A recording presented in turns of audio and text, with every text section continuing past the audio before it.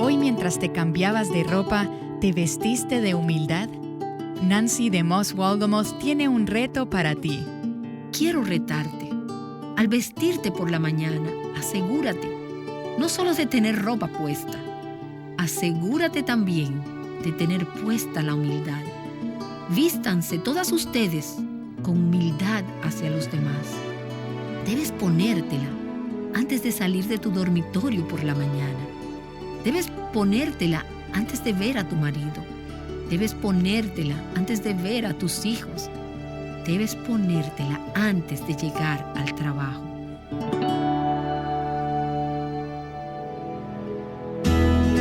Estás escuchando Aviva Nuestros Corazones con Nancy DeMoss Wolgemuth en la voz de Patricia de Saladín. La lectura de hoy de la Biblia es 1 de Samuel capítulos 15 al 16.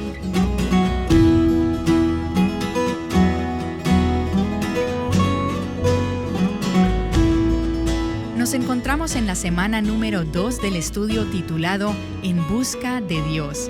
Es un estudio de 12 semanas del que sacarás aún más provecho si lo acompañas del libro también titulado En Busca de Dios. Encuéntralo en tu librería cristiana favorita o a través de nuestra tienda en línea en avivanuestroscorazones.com. El tema que estaremos estudiando esta semana es una lección impresionante acerca de la humildad y el orgullo. Aquí está Nancy con la continuación. A medida que continuamos buscando al Señor por avivamiento, tenemos que reconocer que este asunto del orgullo no es poca cosa. Significa mucho, mucho para Dios. La Escritura dice que Dios resiste a los soberbios, pero da gracia a los humildes, y que Dios se mantiene a distancia de los soberbios. Lo he oído explicado así: Él se prepara para la batalla contra los soberbios. No sé tú, pero yo quiero que Dios se acerque a mí, y quiero acercarme a Dios. Pero estamos viendo que el único tipo de personas que pueden acercarse a Dios son los humildes, los marginados, los quebrantados, los contritos de espíritu. Así que todo vestigio de orgullo en mi vida es algo que hace que Dios se mantenga a distancia, me separa de Dios, causa que Dios se coloque en mi contra. Imagina lo que implica contar con la oposición del Dios Todopoderoso. Eso es exactamente lo que ocurre cuando nos sentimos orgullosos, cuando nos negamos a humillarnos, a reconocer nuestros errores, cuando nos negamos a aceptar la responsabilidad por nuestras acciones, por nuestras actitudes. Hacemos de Dios nuestro oponente. ¿Y qué hace Dios a los soberbios? Una y otra vez lo vemos a través de toda la Escritura. En Daniel capítulo 4, este es el tema del libro de Daniel, probablemente, y es que Él puede humillar a los que caminan con soberbia. Dios humilla a los que rehúsan humillarse. Dios está comprometido, y lo verás a través de todas las Escrituras, a castigar el orgullo y a derribar a los soberbios.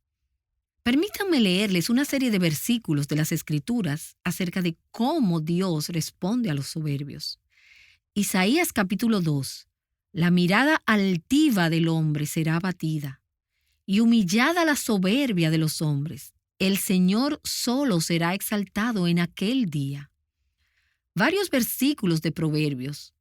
Cuando viene la soberbia, viene también la deshonra. El Señor derribará la casa de los soberbios. Piensa en eso. ¿Hay orgullo en tu casa? ¿Orgullo en tu matrimonio? ¿Orgullo en tu corazón? Dios dice: voy a trabajar contra tu hogar. Lo voy a derribar. Voy a destruir aquello que se enorgullece.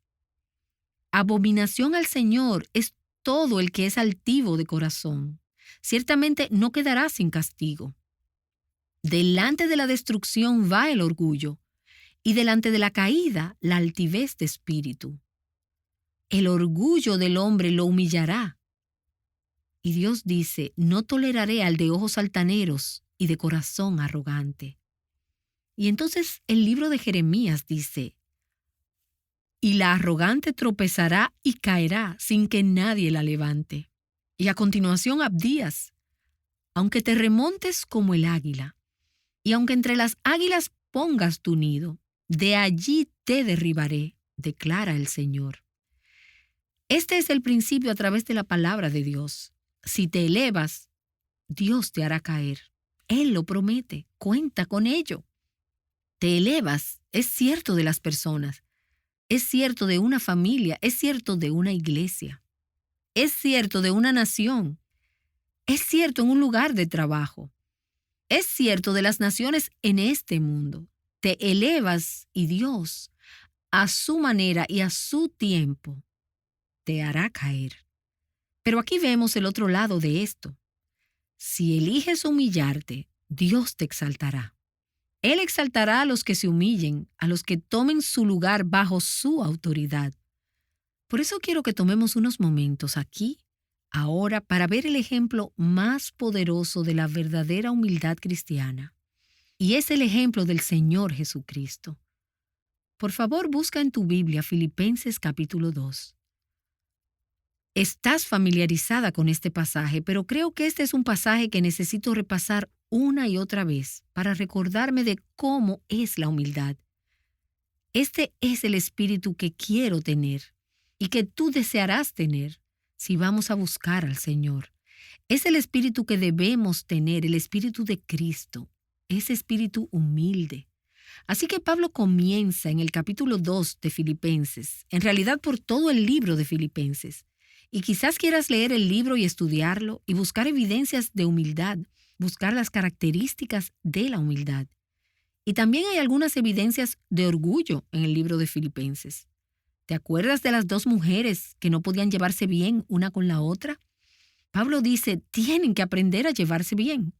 Son dos mujeres que trabajan en la iglesia. Amigas, ¿no tenemos lo mismo en nuestras iglesias hoy en día? ¿Mujeres que no se llevan bien entre ellas? Pablo dice, humíllense.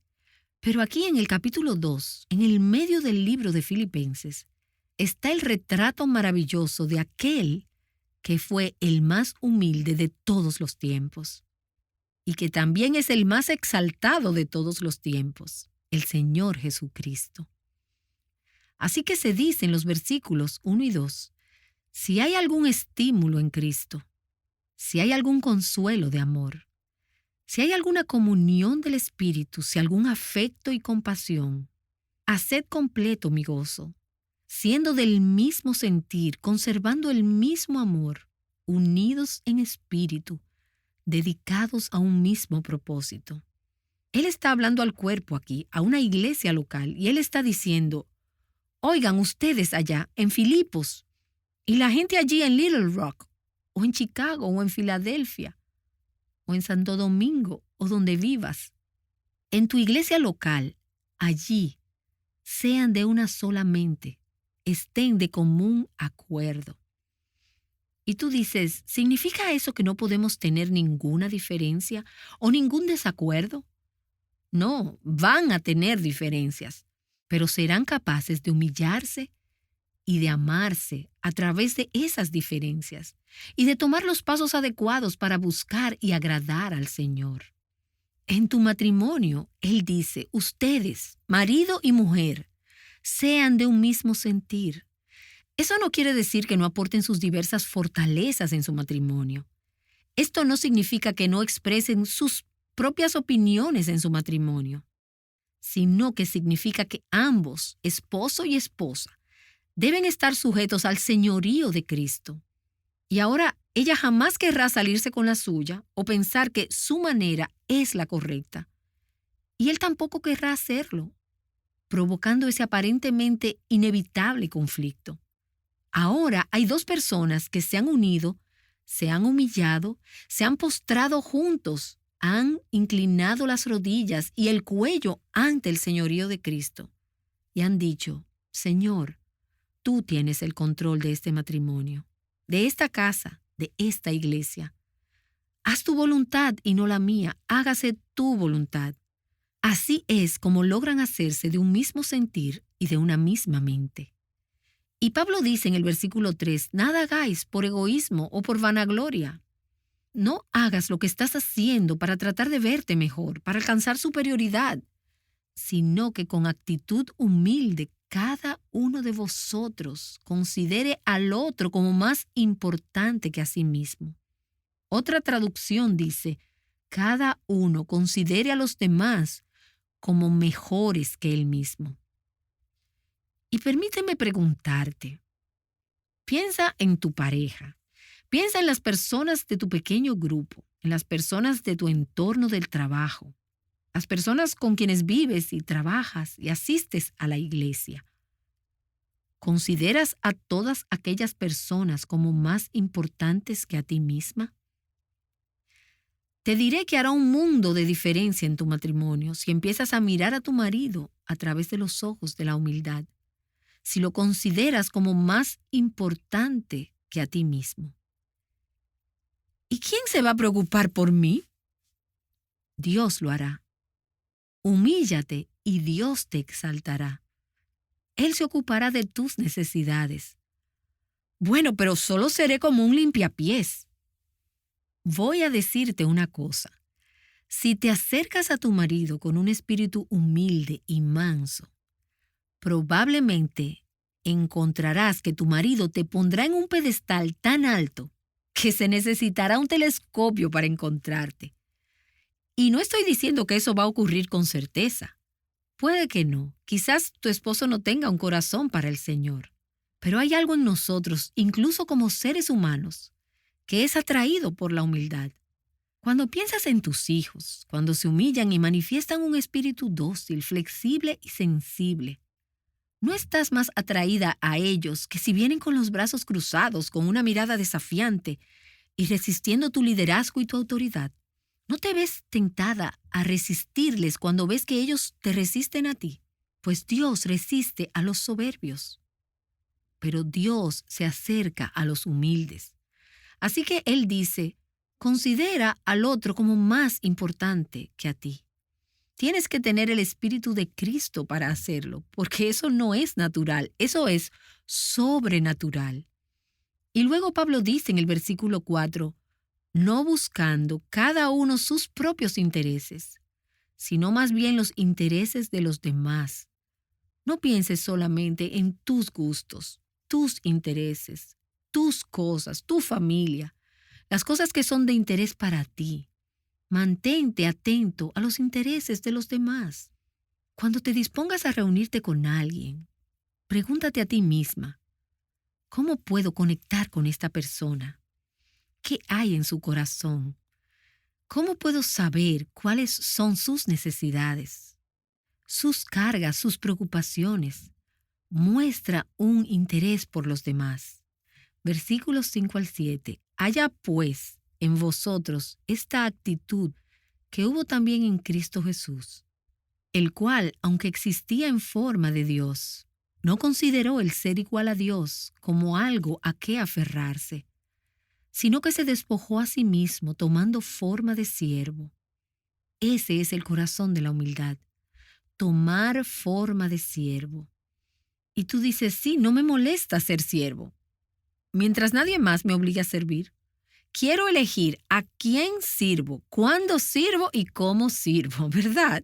Dios dice, no, hazlo como lo hizo Jesús.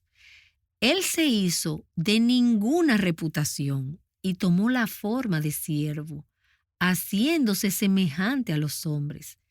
Este es el creador del universo, que se inclina para lavar los pies de la persona quien le iba a traicionar, tomando forma de siervo. Nunca eres más parecida a Jesús que cuando te humillas para servirle a tu familia o a tu iglesia. Y hallándose en forma de hombre, dice el versículo 8, se humilló a sí mismo, haciéndose obediente. Esa es otra marca de la humildad, la obediencia. Obediente, flexible, sensible a la autoridad dada por Dios. Él obedeció la palabra de Dios. Él obedeció la voluntad de Dios. Él obedeció a las autoridades humanas que Dios puso en su vida. ¿Y qué tanto obedeció? Hasta el punto de muerte. Me refiero hasta rendir la vida, incluso hasta llegar a la muerte en la cruz. ¿Y qué pasó? Aquí está el principio de Dios en marcha. Tú te humillas, Dios te exaltará. Los versículos del 9 al 11 dicen, por lo cual Dios también le exaltó hasta lo sumo y le confirió el nombre que es sobre todo nombre, para que al nombre de Jesús se doble toda rodilla, de los que están en el cielo y en la tierra y debajo de la tierra, y toda lengua confiese que Jesucristo es Señor, para gloria de Dios Padre. Y Pedro nos lo dice de esta manera en el capítulo 5 de Primera de Pedro. Revestíos de humildad en vuestro trato mutuo. Y quiero retarte. Al vestirte por la mañana, asegúrate no solo de tener ropa puesta, asegúrate también de tener puesta la humildad. Vístanse todas ustedes con humildad hacia los demás. Debes ponértela antes de salir de tu dormitorio por la mañana. Debes ponértela antes de ver a tu marido. Debes ponértela antes de ver a tus hijos. Debes ponértela antes de llegar al trabajo. Revestíos de humildad hacia los demás, porque Dios resiste a los soberbios y da gracia a los humildes. La gracia es algo que tú y yo necesitamos desesperadamente todos los días, en cada momento de nuestras vidas. Nunca recibirás la gracia de Dios hasta que aprendas a humillarte. Humillaos, pues, bajo la poderosa mano de Dios, para que Él os exalte a su debido tiempo. Y quiero decirles, amigas, y lo he dicho muchas veces en los últimos años, y lo diré de nuevo, nunca te irá mal en el camino de la humildad. Así que cuando te acuestas por la noche, te vuelves hacia la pared con la espalda hacia tu esposo y hay una montaña de hielo entre los dos. Muchas cosas hirientes se han dicho. Él lo empezó, tú lo empezaste. Seguro sabes que en esos momentos ya no importa, ¿verdad? Pero estás diciendo, él tiene que humillarse a sí mismo. Y Dios te está diciendo, humíllate tú. Corre hacia la cruz. A ver si tú puedes llegar primero. Toma la mente, el corazón de Jesucristo, el siervo, el que considera los intereses de los demás por encima de los suyos. Y humíllate. Trata de ser tú la primera en pedir perdón cuando has hablado de forma áspera a un miembro de la familia. Quizás has disciplinado a un niño con ira. Regresa, pídele perdón. Dile, estaba equivocada y he pecado. ¿Podrías perdonarme, por favor? Y si no puedes expresar las palabras con tu boca, entonces di, Dios, necesito la gracia incluso para humillarme y poder decir las palabras. En todas las circunstancias y las situaciones de la vida, hay un camino de humildad que puedes tomar. Puedes optar por vestirte de humildad. Más de Cristo, menos de ti. Todo de Cristo, nada de ti. Ese es el camino de la humildad. Y quizás al principio pienses, me van a pisotear, mis necesidades no serán llenadas. Te puedo asegurar que tus necesidades estarán llenadas. Dios se acercará a ti. Él te cuidará. Él mismo te prodigará su gracia cuando adoptas la actitud de humildad. De lo contrario, pasarás toda la vida con Dios en tu contra. Esto es lo que está pasando en nuestras iglesias hoy en día. Matrimonios, individuos, parejas, familias, Dios se opone a ellos a causa de su orgullo. Dios dice, ¿quieres avivamiento? Yo avivo los corazones de los quebrantados, de los humildes, de los que se dan cuenta de que no son nada y que yo soy todo. Oh Señor, cuánto te pedimos que nos concedas un bautismo de humildad. Sumérgenos en ella, vístenos de ella. Que elijamos el camino de la humildad como lo hizo Jesucristo por nosotros. Aquel que siendo rico se hizo pobre para que nosotros por medio de su pobreza llegáramos a ser ricos. Señor, ayúdanos a despojarnos de ese orgullo, de ese modo de pensar feo, corrompido y egocéntrico que nos mantiene en esclavitud. Y Señor, devuélvenos a nuestros hogares, convertidas en mujeres que caminan en humildad, en nuestras iglesias, en nuestros lugares de trabajo, para exudar la humildad de Cristo, para emitir la fragancia de la humildad del Señor Jesucristo. No para que otros puedan decir, mira qué humilde ella es, sino para que puedan decir, mira cuán grande es Dios. Que tú seas exaltado. Te lo pido en el nombre de Jesucristo.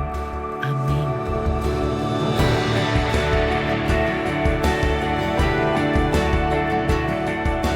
Más de Cristo, menos de mí.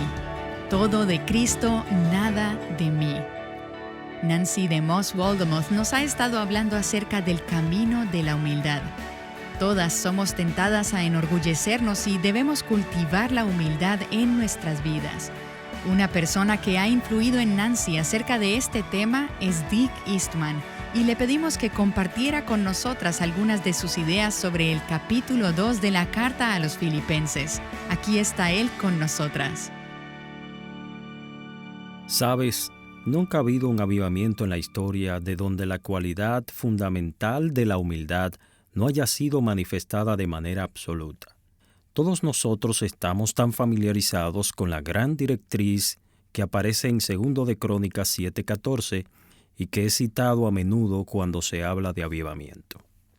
Sin embargo, a veces perdemos de vista el hecho de que la primera cosa que se menciona no es la oración, y ni siquiera el arrepentimiento, a pesar de que es lo que sigue inmediatamente después, pero es: si mi pueblo se humillare, si mi pueblo que lleva mi nombre. Todos sabemos que lo primero es se humilla, y luego sigue con la oración y con el buscarle a Él. Si te das cuenta, la oración de la cual se habla aquí no es simplemente aquella que pide a Dios bendiciones y cosas. Esta oración consiste en la misma esencia de lo que significa buscarle a Él, clamar a Él, por quien Él es. Luego vemos, si nos alejamos de nuestros malos caminos, que es por supuesto el arrepentimiento.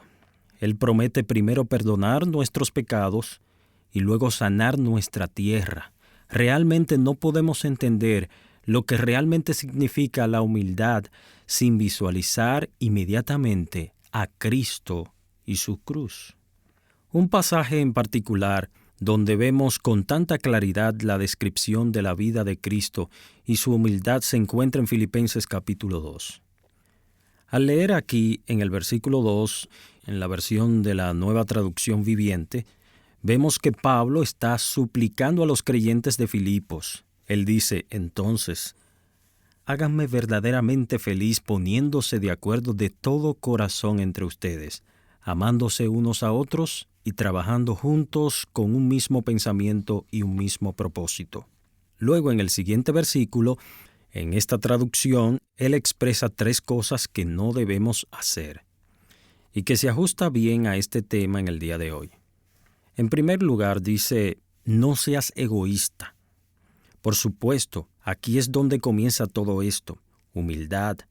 Inmediatamente después dice, no vivan tratando de dar una buena impresión a los demás. Sean humildes. Consideren a los demás como superiores a ustedes mismos. Luego nos ofrece el tercer no. No buscando cada uno sus propios intereses, sino más bien los intereses de los demás. A menudo he dicho que la humildad no tiene que ver tanto con minimizarte a ti mismo, sino en elevar a todos los que te rodean. Porque si elevas a todo el que está alrededor de ti, automáticamente te harás más pequeño.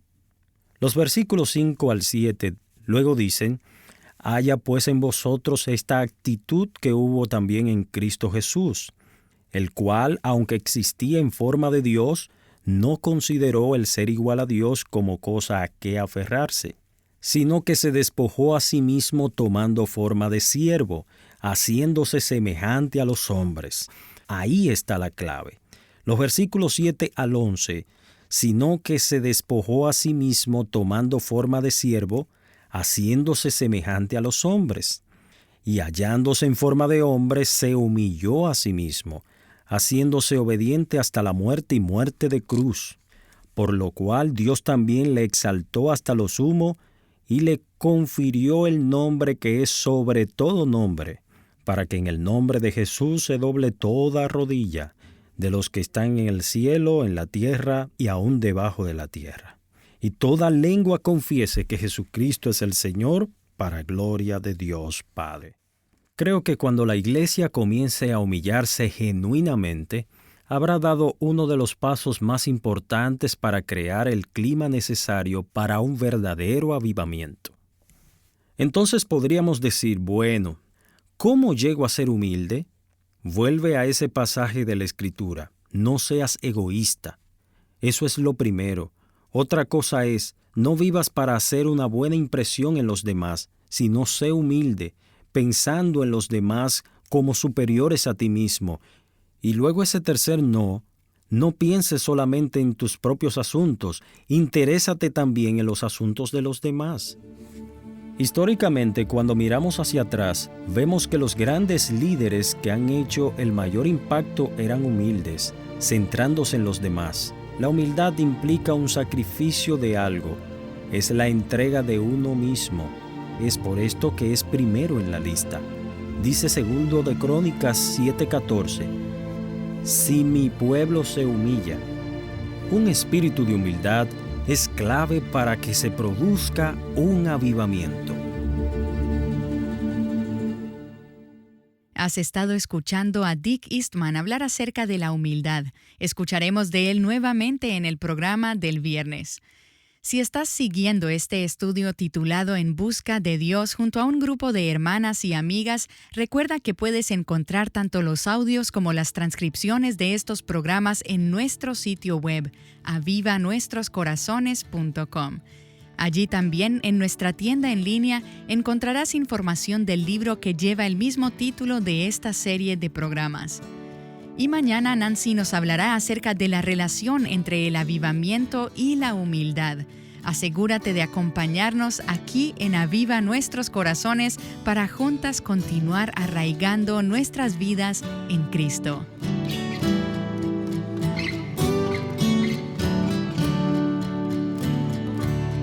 Siguiendo el ejemplo de Cristo, juntas.